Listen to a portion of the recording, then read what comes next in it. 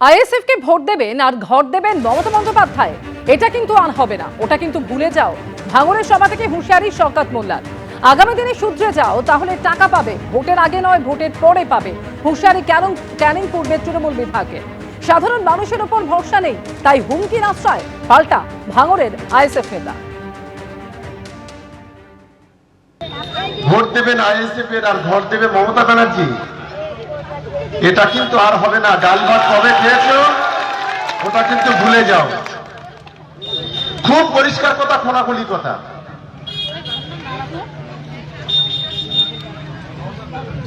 যদি আগামী দিনে শুধরে যাও তাহলেই টাকাটা পাবে, সেটা ভোটের আগে নয় ভোটের পরে, এটাও বলে দিলাম। কথা যখন এখানে বলে যাচ্ছি, কাজে এক সপ্তাহের মধ্যে প্রমাণ করে দেবো। যদি না করতে পারি আমি রাজনীতি করবো না, ছেড়ে দেবো। এত বড় কথা এখানে বলে যাচ্ছি। দায়িত্বজ্ঞানহীনের মতো কাজ করছেন উনি। সাধারণ মানুষের উপর আর কোনো ভরসা রাখতে পারছেন না, যার কারণে এইভাবে হুমকির আশ্রয় নিতে হচ্ছে। মানুষকে সন্ত্রস্ত করার প্রক্রিয়া উনি বেছে নিয়েছেন। প্রতিবন্ধকতা তৈরি করার চেষ্টা করছে, যার মধ্য দিয়ে যাতে সাধারণ মানুষ তাদের আয়ত্তে থাকে, তাদের কথা শুনে চলে, এই পরিবেশ তিনি তৈরি করতে চাচ্ছেন। এটা সম্পূর্ণ হতাশার জায়গা থেকে আজকে সাধারণ মানুষের উপরে ফেথ হারিয়ে এই কথাবার্তা বলতে তিনি বাধ্য হচ্ছেন। এদিকে নাজিরাবাদের অগ্নিকাণ্ডে মৃত্যু মিছিল। গতকাল সন্ধে পর্যন্ত 21টি দেহাংশ উদ্ধার হয়েছে। আগুন লাগার পর 3 দিন পেরিয়ে গিয়েছে, কিন্তু এখনো বাতাসে পোড়া গন্ধ। ভস্মীভূত হয়ে গিয়েছে 2টি গোডাউন, এবং সেই গোডাউন থেকে মিলছে একের পর এক দেহাংশ। দেহগুলির পরিচয় জানতে শুরু হয়েছে ডিএনএ টেস্টের প্রক্রিয়া। অগ্নিকাণ্ডের পর নিখোঁজদের আত্মীয়রা ভিড় জমিয়েছেন আনন্দপুরের নাজিরাবাদে। অগ্নিকাণ্ডের ঘটনায় গ্রেফতার করা হয়েছে ডেকোরেটর সংস্থার মালিক গঙ্গাধর দাসকে। তার বিরুদ্ধে অনিচ্ছাকৃত খুনের চেষ্টা সহ একাধিক জামিন অযোগ্য ধারায় মামলা রুজু হয়েছে। ওয়েস্ট বেঙ্গল ফায়ার সার্ভিস অ্যাক্টেও মামলা রুজু হয়েছে তার বিরুদ্ধে। 4 ফেব্রুয়ারি পর্যন্ত গঙ্গাধর দাসের পুলিশ হেফাজতের নির্দেশ দিয়েছে আদালত।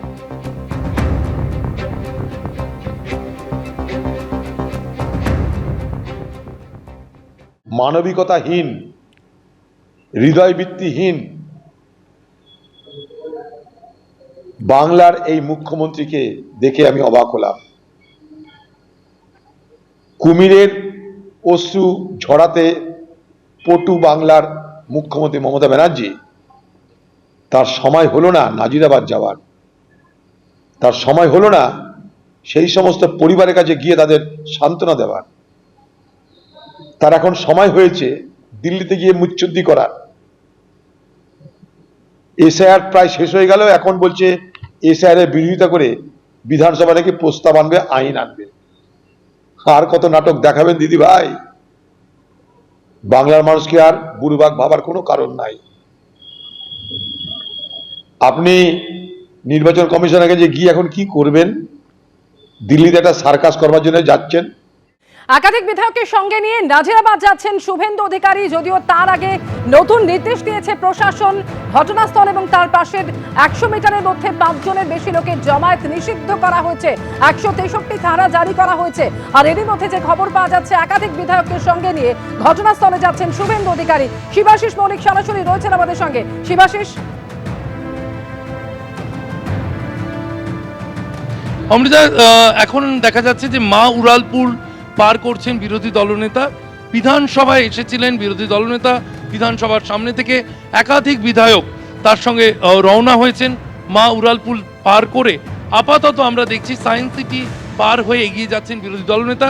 সূত্র মারফত যা জানা যাচ্ছে তাতে নাজিরাবাদের যে ঘটনাস্থল, সেই ঘটনাস্থল পরিদর্শন করতে যাচ্ছেন শুভেন্দু অধিকারী। তাকে অনুমতি দেওয়া হলে তিনি ঘটনাস্থলে যাবেন, এবং বিজেপির পরিষদীয় দলের যে সিদ্ধান্ত, তাতে একাধিক বিধায়ক তারা সঙ্গে যাচ্ছেন। তারা বিজেপি পরিষদীয় দলের তরফে তারা আবেদন করবেন যাতে বিধায়কদের পরিদর্শন করতে দেওয়া হয় ঘটনাস্থল। একেবারে সেই ছবি আমরা দেখতে পাচ্ছি। সায়েন্স সিটির কাছে মা উড়াল পার করছেন। শিবাশিস, আমরা দেখতে পাচ্ছি সেই ছবি যে সায়েন্স সিটির কাছাকাছি মা উড়ালপুলের ওপর এই মুহূর্তে শুভেন্দু অধিকারীর গাড়ি রয়েছে। যে খবর পাওয়া যাচ্ছে যে তিনি ঘটনাস্থলে যাচ্ছেন, নাজিরাবাদের ঘটনাস্থলের উদ্দেশ্যে শুভেন্দু অধিকারী একাধিক বিধায়ককে সঙ্গে নিয়ে রওনা হয়েছেন। তিনি সরাসরি রয়েছেন আমাদের সঙ্গে প্রতিনিধি শিবাশিস মৌলিক। শিবাশিস, যেরকম বলছিলে তুমি। একদমই তাই অমৃতা, যে ছবি আমরা তুলে ধরছিলাম সায়েন্স সিটি মা উড়ালপুল থেকে আপাতত শুভেন্দু অধিকারী যে কনভয়, তার সঙ্গে একাধিক বিধায়ক তারা রয়েছেন। তারা প্রত্যেকেই তাদের ব্যক্তিগত গাড়িতে রয়েছেন এবং এই 10-20টি গাড়িতে বিজেপি বিধায়করা ভাগ করে তারা যাচ্ছেন। অনুমতি যেরকম পাওয়া যাবে সেই অনুযায়ী সিদ্ধান্ত নেওয়া হবে, এমনটাই পরিষদীয় দল সূত্রে জানা যাচ্ছে। অর্থাৎ বিজেপির যে পরিষদীয় দল, বিজেপি বিধায়কদের যে যা বৈঠকের সিদ্ধান্ত হয়েছে, শুভেন্দু অধিকারী তিনি বিধানসভার ভিতরে আজকে ঢোকেননি। বিধানসভার গেট থেকে তিনি গাড়ি ঘুরিয়ে নাজিরাবাদের উদ্দেশ্যে রওনা দিয়েছেন। বিজেপির সূত্রে যা জানা যাচ্ছে তাতে ঘটনাস্থল পরিদর্শন করতে গতকাল যেরকম শুভেন্দু অধিকারী দুর্গাপুরে সাংবাদিক সম্মেলন করে জানিয়েছিলেন, আজ 20 জন বিধায়ককে সঙ্গে নিয়ে তিনি ঘটনাস্থলে যাবেন। বিজেপি বিধায়করা তারা ঘটনাস্থলে গিয়ে ঘটনাস্থল পরিদর্শন করতে চান। এরপর জানি পুলিশের কাছে তারা অনুমতি চেয়েছিলেন, অনুমতি তাদের দেওয়া হয়নি। এরপর কিন্তু শুভেন্দু অধিকারী, রাজ্যে বিরোধী দলনেতা, তিনি কিন্তু রওনা দিচ্ছেন। সেই ছবি আমরা দেখতে পাচ্ছি। এই মুহূর্তে সায়েন্স সিটি পার হয়ে শুভেন্দু অধিকারীর কনভয়, যেখানে দেখা যাচ্ছে একাধিক বিধায়কের ব্যক্তিগত গাড়িতে তারা যাচ্ছেন। তারা 10-20টি গাড়িতে তারা এগিয়ে যাচ্ছেন দক্ষিণ কলকাতার দিকে।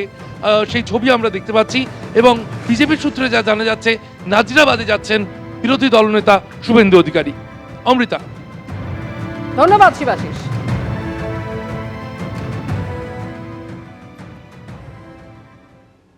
এবিপি আনন্দ, এগিয়ে থাকে, এগিয়ে রাখে।